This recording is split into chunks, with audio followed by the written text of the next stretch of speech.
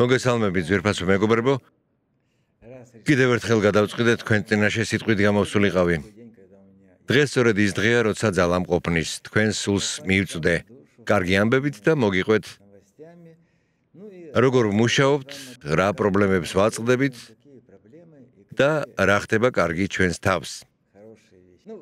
პირველ რიგში დარწმუნებული ვარ, რომ ყველა, ვინც უსმენთ არხს, აკომენტარებთ, ალაიქებთ, თუ მოგწონთ, არავის ვავალდებულებთ, თუმცა იმედი მაქვს, რომ ამას ვიმსახურებ. იმიტომ რომ 74 წლის ასაკში უკვე ცოტათი რთულია საუბარი.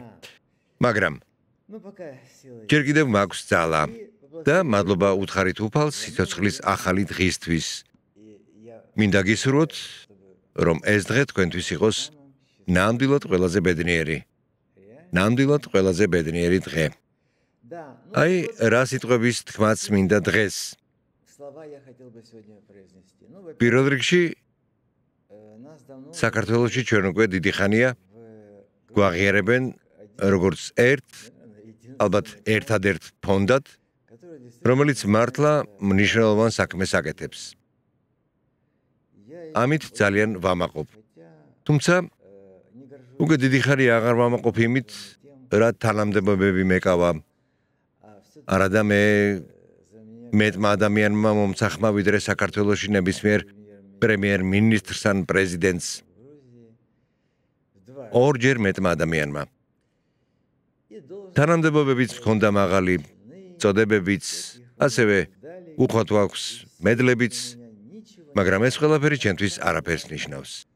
ყველაზე მთავარი კი ჩემთვის ისაა, თუ როგორ გექცევით თქვენ და როგორ მეკცევით მე თქვენ. მიყვარხართ, ეს უნდა იცოდეთ. ვცდილობ გავაკეთო ყველაფერი, რაც შემიძლია, რომ თქვენმა სულმა იმღეროს სიმღერა, რომელსაც თავად უფალი შეისმენს. ამას იგი მხოლოდ სიყვარულზე საპასუხოდ შეძლებს. ღმერთი სიყვარულია. ყოველთვის მხოლოდ სიყვარული. თუ გაუწვდით ხელს მას, ვისაც დახმარება სჭირდება, განსაკუთრებით ახლა მინდა გთხოვოთ მრავალშვილიანი ოჯახების შესახებ.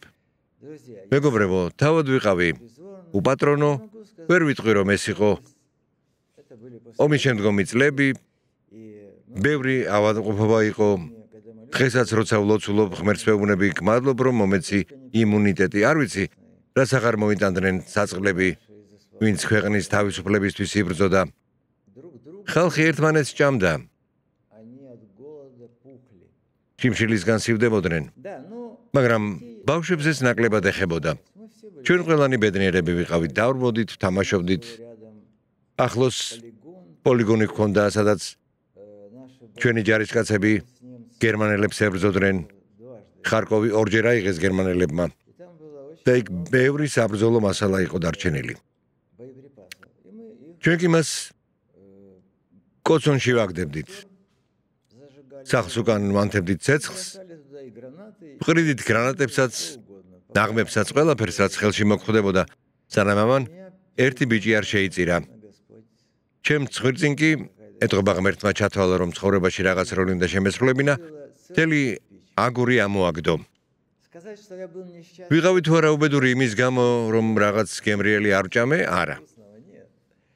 რა თქმა უნდა, მეც როგორც ყველა ბავშვს გვიყვარდა გემრიელი საჭმელი, მინდოდა ველოსიპედი მქონოდა, მაგრამ არ მქონდა. მნიშვნელოვანია, რომ ყველა ბავშვს ჰქონდეს ველოსიპედი. დღეს ისეთი დროა, ბავშვებს სკოლაში ვუშვებთ, მაგრამ ზოგს არც ზურგჩანთა აქვს და არც სახელმძღვანელოები, მაგრამ ყველაზე ცუდი რაც მახსოვს, ის იყო, როცა სკოლაში მივდიოდი, საუკეთესო შემთხვევაში მეცვა მამინაცვლის გადაკეთებული ძველი შარვალი. მას გადაკერავდნენ, ისე თითქოს ახალი ყოფილიყო. ყველაფერი ძველი მქონდა. და მრცხვენოდა ამ ძველმანებში სიარული. იმიტომ რომ ძალიან მიყვარდა გოგოების მიმართ ყურადღების გამოხატვა. ღმერთმა მაპატიოს, ყურადღებას გამოხატავდი ამ სიტყვის კარგი გაგებით. ყოველთვის მიყვარდა ქალებისადმი ყურადღების გამოხატვა.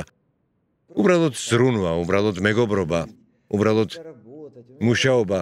ჩემთან 20,000 თანამშრომლიდან 80% ქალი იყო.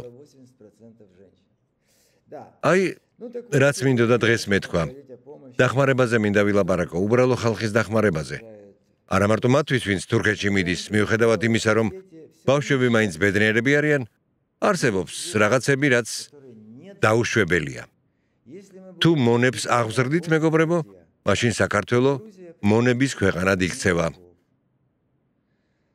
უნდა ჩავაცვათ ბავშვებს, პატარებს ვუყიდოთ სათამაშოები, შეუძინოთ ტანსაცმელი, რომ სკოლაში სხვებზე უარესად არ წავიდნენ.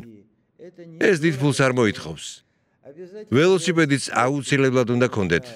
გიждდები იმ დროზე, როცა ველოსიპედით დავქროდი. ახლა კიდევ ათასნაირი მოწყობილობაა, რაზეც ბავშვები დაქრიან.